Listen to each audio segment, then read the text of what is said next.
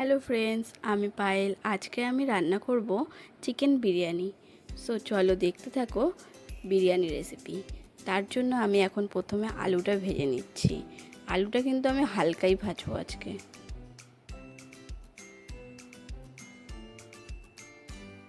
আলুর মধ্যে আমি প্রথমে লবণ আর হলুদ দিয়ে দিচ্ছি। শুধু লবণ হলুদ দিয়েই আলুটা ভেজে নেব।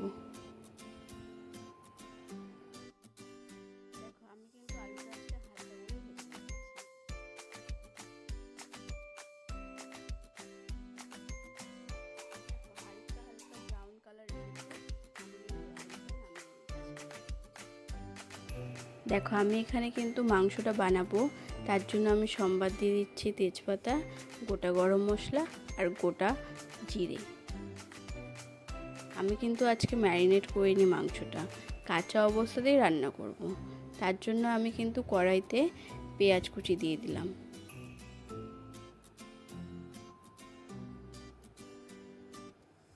পেঁয়াজটা আমি আগে অল্প ভেজে নেব, তারপরে অন্যান্য জিনিসগুলো দিয়ে দেব। হালকা করে পেঁয়াজটা ভাজলেই হবে।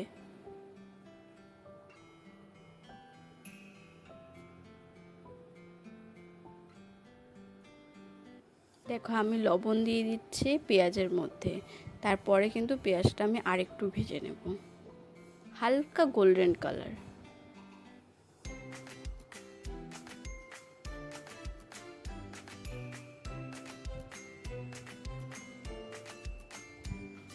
দেখো আমি এখানে দিয়ে দিচ্ছি হলুদ। অল্প পরিমাণেই দিয়েছি প্রথমে, পরে আমি আবার দেব।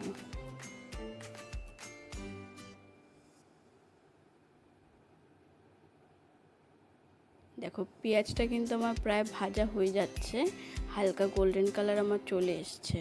এখন আমি চিকেনটা দিয়ে দিচ্ছি।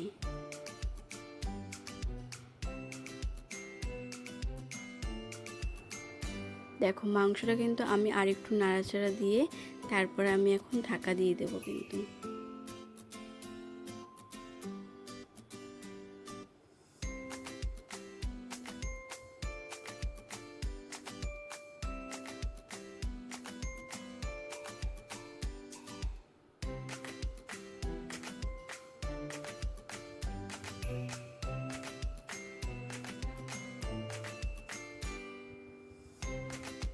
মশলার সাথে আমার মাংসটা মাখানো হয়ে গেছে।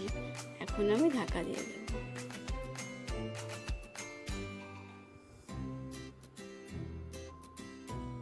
5 থেকে 10 মিনিট এই ঢাকাটা দেওয়ার পরে আমি কিন্তু ঢাকাটা আবার তুলে দিলাম। এখন আমি আদা কুচি আর রসুন কুচি দিয়ে দিচ্ছি। 1.5 টেবিল চামচ করে আমি আদা কুচিও দিয়েছি, রসুন কুচিও দিয়েছি।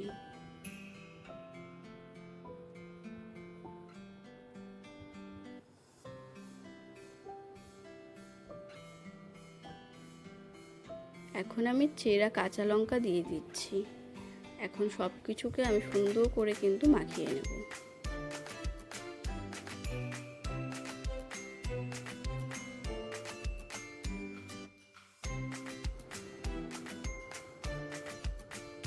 এখন একটু পেঁয়াজ রসুনটার কাঁচা গন্ধটা যতক্ষণ না যাচ্ছে ততক্ষণ কিন্তু আমি একটু ভেজে নেব, না হলে এই যে রসুনের গন্ধটা সেটা কিন্তু থেকে যাবে। এখন আমি আরেকটু হলুদ দিয়ে দিচ্ছি, কারণ হলুদটা আর লবণটা একটু কম হয়েছিল।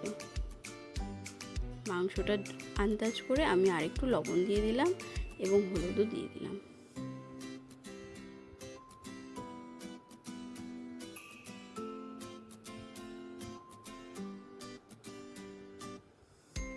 দেখো আমি কিন্তু অনেকটা ভেজে নিয়েছি। এখন আমি ঢাকা দিয়ে দিলাম। 5-6 মিনিট ঢাকা দিলেই হবে। ঢাকা খুলে আমি এখন আবার একটু নাড়াচাড়া করে দেবো, না হলে কিন্তু নিচে লেগে যাবে।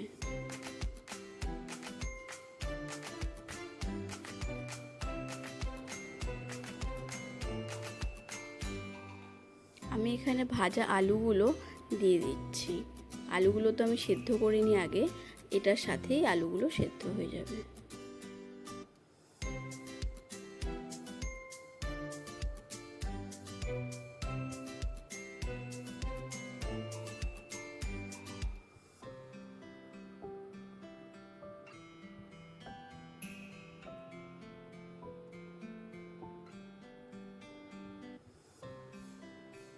এখন দিয়ে দিচ্ছি 2 টেবিল চামচ লেবুর রস। লেবুর রস দিলে কিন্তু মাংসর টেস্টটা সব থেকে বেশি হয়, কারণ আমি কিন্তু এই মাংসটা আগে ম্যারিনেট করে রাখিনি, তাই জন্য আমি আরেকটু লেবুর রস দিয়ে দিলাম। তারপরে আমি আবার একটু ঢেকে দেবো।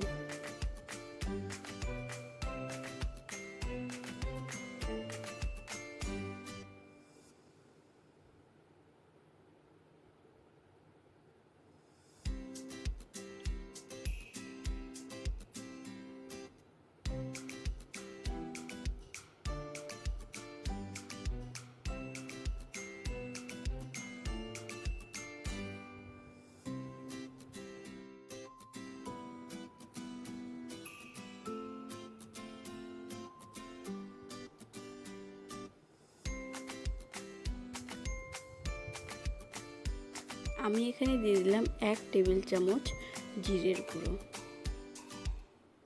জিরের গুঁড়োটা একটু ভাজা হলেই আমি এখানে একটু জল দিয়ে দেব, না হলে কিন্তু জিরেটা পুড়ে যাওয়ার সম্ভাবনা থাকে।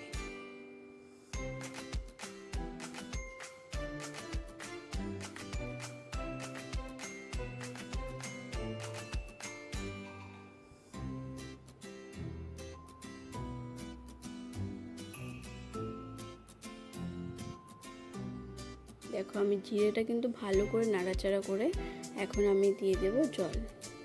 আমি কিন্তু গরম জল ইউজ করেছি, তোমরাও গরম জলটাই দেবে। গরম জল দিলে মাংস বা যে কোনো কিছু টেস্ট ভালো হয়।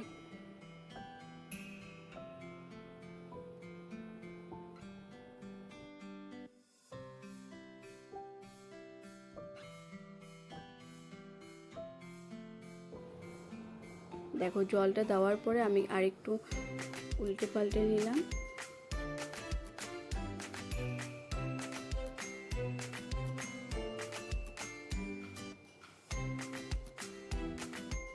এখন আমি কিন্তু আবার ঢেকে রাখবো, তাহলে আলু এবং চিকেনটা সুন্দরভাবে গলে যাবে।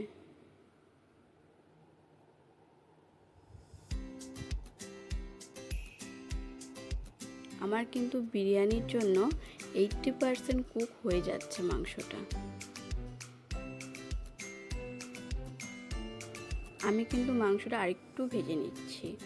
অল্প জল থাকবে, কিন্তু তাও আরেকটু ভেজে নিতে হবে।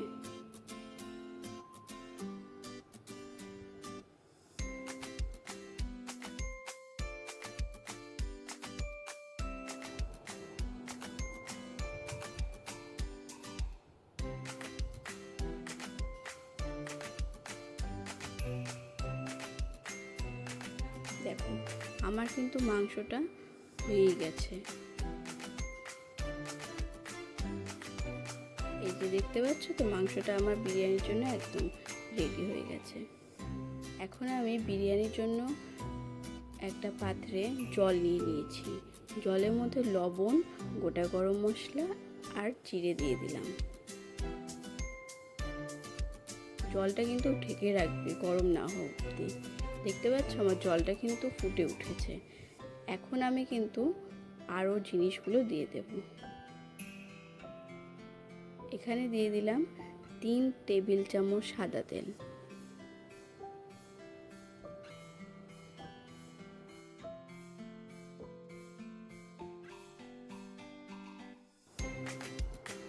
আমি এখন এখানে এই লং রাইস দিয়ে দেব।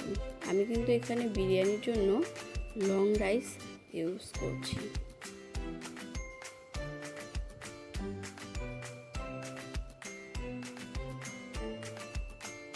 জলটা কিন্তু ঠান্ডা অবস্থাতে চালটা একদম দেবে না, জলটা গরম হবে তারপরে চালটা দিলে চালটাও ভালো হবে, বেশি সেদ্ধও হবে না। আর সাদা তেলটা দিলে কিন্তু চালটা ঝরঝরে হবে। দেখতে পাচ্ছ চাল দেওয়ার পরে কিন্তু আমার জল ফুটে উঠেছে আর চালটা হচ্ছে হালকা। আমি কিন্তু চালটা 80% কুক করে নেব। যেমন মাংসটাও আমি 80% করে নিলাম। এই যে চালটা কতটা হচ্ছে আমি এই যে দেখিয়ে দিলাম। আমি কিন্তু 100% কুক করিনি। এই যে আমার কিন্তু ওইদিকে ভাত রেডি হয়ে গেছে বিরিয়ানির জন্য। আমি আরেকটা পাত্রে বিরিয়ানির জন্য সাজিয়ে দিচ্ছি। দেখতে পাচ্ছ তো, মাংসটা আমি প্রথমেই দিয়ে দিলাম।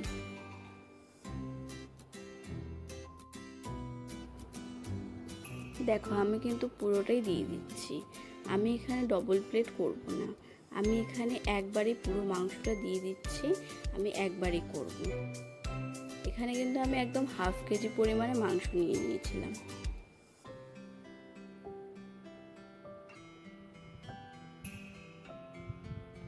আমি এখন এখানে কিন্তু মিঠা আতর দিয়ে দিচ্ছি।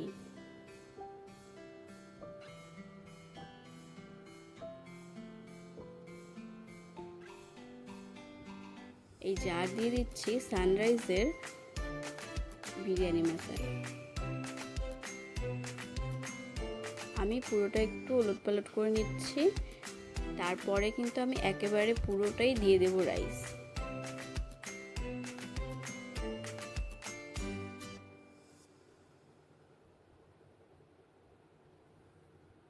দেখো আমি কিন্তু এখানে রাইসটা দিয়ে দিচ্ছি। রাইসটা দেখতে পাচ্ছ তো কতটা ঝুরঝুরে হয়েছে।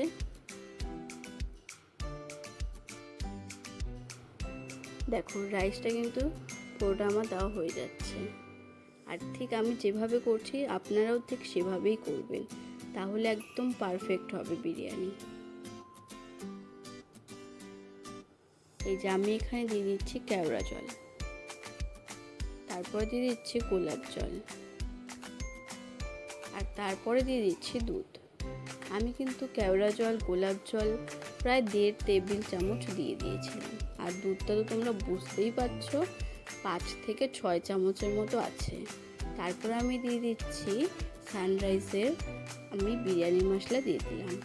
এখন আমি সবার উপরে দিয়ে দিচ্ছি ঘি। আমি প্রায় 1.5 চামচের মতো ঘি দিয়েছি। তারপরে আমি বিরিয়ানিটা বসিয়ে দিলাম। 10 মিনিট লো ফ্লেমে কিন্তু আমি রেখে দিয়েছিলাম। তারপর দেখতে পাচ্ছ কতটা ঝুরঝুরে হয়েছে। দেখো ভিডিওটা ভালো লাগলে লাইক অ্যান্ড সাবস্ক্রাইব করে দিও।